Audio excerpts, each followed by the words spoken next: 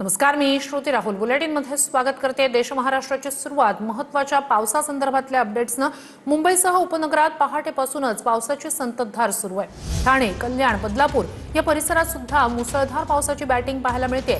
वसई, विरार, नालासोपारा यात पाऊस होतोय, तर रायगड, रत्नागिरी, पुण्यात सुद्धा पावसाला सुरुवात झाली आहे। तर राज्याच्या कोकण पट्टा असेल आणि त्याला लागून असलेला पुणे हा पट्टा, या भागात सध्या पावसाची संततधार सुरू आहे। काही भागात मुसळधार पाऊस होतोय, तर मुंबईसह आजूबाजूचे परिसर जे आहेत त्या ठिकाणी सतत पडणाऱ्या पावसामुळे रस्ते वाहतुकीला काहीसा ब्रेक लागलेला आहे।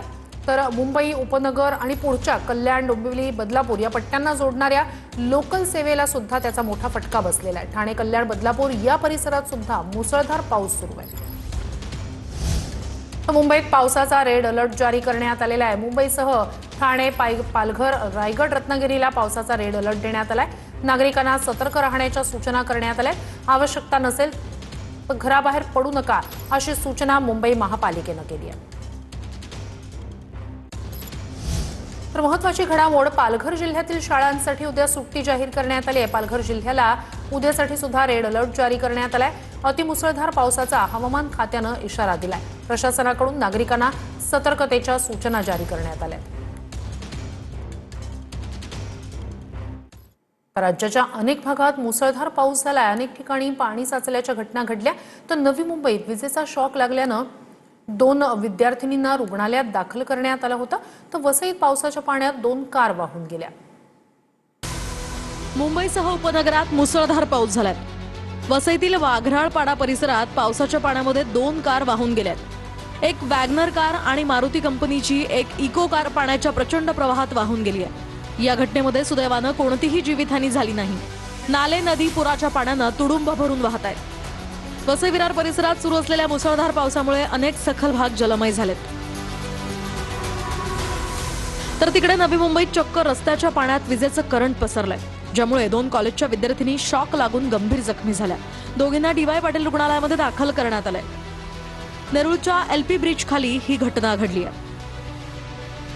अडवली ढोकळीमधील साई विहार सोसायटीच्या तळमजल्यावर गुडघाभर पाणी साचलंय। नालेसफाई न झाल्यानं गटारीचं पाणी आत शिरल्यामुळे 10 फ्लॅट्समध्ये हे पाणी गेलंय। फर्निचर आणि घरगुती वस्तूंचं यामुळे मोठं नुकसान झालंय। पाण्याचा निचरा न झाल्यास रात्रीपर्यंत कमरेपर्यंत पाणी साचण्याचीही भीती व्यक्त केली जाते। तर डोंबिवली बदलापूर मार्गावर मोठ्या प्रमाणामध्ये पाणी साचल्यानं काटई नाका बदलापूर रस्ता काही काळ वाहतुकीसाठी बंद करण्यात आला होता। पाणी निचरा करण्यासाठी वाहतूक पोलिसांनी रस्त्यावरील 3 ठिकाणी डिवायडर तोडलाय। जेसीबीच्या साह्यानं पाणी बाहेर काढण्याचे प्रयत्न सध्या सुरू आहेत। अनेक वाहनं बंद पडली, तर परिसरांमधील घरांमध्ये आणि दुकानांमध्ये सुद्धा पाणी शिरल्यानं नागरिक संतापले आहेत।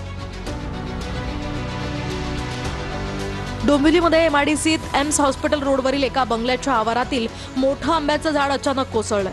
सुदैवानं जीवितहानी टळली आहे, मात्र परिसरात भीतीचं वातावरण आहे। पावसाळ्यात झाडं पडण्याच्या घटना वाढत असल्यानं रहिवाशांनी धोकादायक झाडांची तातडीनं छाटणी करण्याची मागणी केली आहे। दरम्यान उद्यान विभागाचे अधिकारी उद्या पाहणी करणार आहेत। अंधेरीतील मरोळ रोड जवळ एका गाडीवर भलं मोठं झाड कोसळलंय। या घटनेमध्ये 2 ते 3 गाड्यांचं नुकसान झालंय। दरम्यान या घटनेनंतर शिवसेना आमदार मुर्जी पटेल यांनी हा मुद्दा विधानसभेत उपस्थित केला। तर जोगेश्वरी पश्चिमेतील एसी रोडवर आज मुसळधार पावसादरम्यान एक मोठं झाड अचानक कोसळलं। झाड पडल्यामुळे रस्त्याच्या कडेला उभा असलेला टेम्पो पूर्णपणे दबला गेला। त्याचबरोबर जवळच असलेला 20 मीटर बॉक्स सुद्धा खराब झाला। सुदैवानं या घटनेमध्ये कोणतीही जीवितहानी झाली नाहीये। घटनेची माहिती मिळताच स्थानिक यंत्रणा घटनास्थळी दाखल झाल्या आणि झाड हटवून वाहतूक सुरळीत करण्याचं काम सुरू केलं। पुण्यातल्या स्वारगेटमध्ये सुद्धा एक मोठं झाड तरुणीच्या अंगावर कोसळलं। स्वारगेटमध्ये ही घटना घडली। सुदैवानं आजूबाजूचे लोक तातडीनं मदतीला गेल्यानं या मुलीला बाहेर काढण्यात आलं। नशीब म्हणजे झाड कोसळलं तेव्हा लाल सिग्नल पडला होता, अन्यथा वाहनं झाडाखाली दबली गेली असती। तर रत्नागिरीतल्या परशुराम घाटात गॅबियन वॉललाच धोका निर्माण झालाय। मोठा पाऊस नसताना सुद्धा घाटाखालील माती वाहून गेल्यानं पूर्ण रस्ताच धोकादायक बनलाय। घाटातले रस्ते सुरक्षित व्हावेत यासाठी कोट्यवधी रुपये खर्चून ही गॅबियन वॉल उभारण्यात आली होती। मात्र पायाच कमकुवत निघाल्यानं पैसा तर पाण्यात गेलाच, मात्र लोकांचे जीवही धोक्यात आले।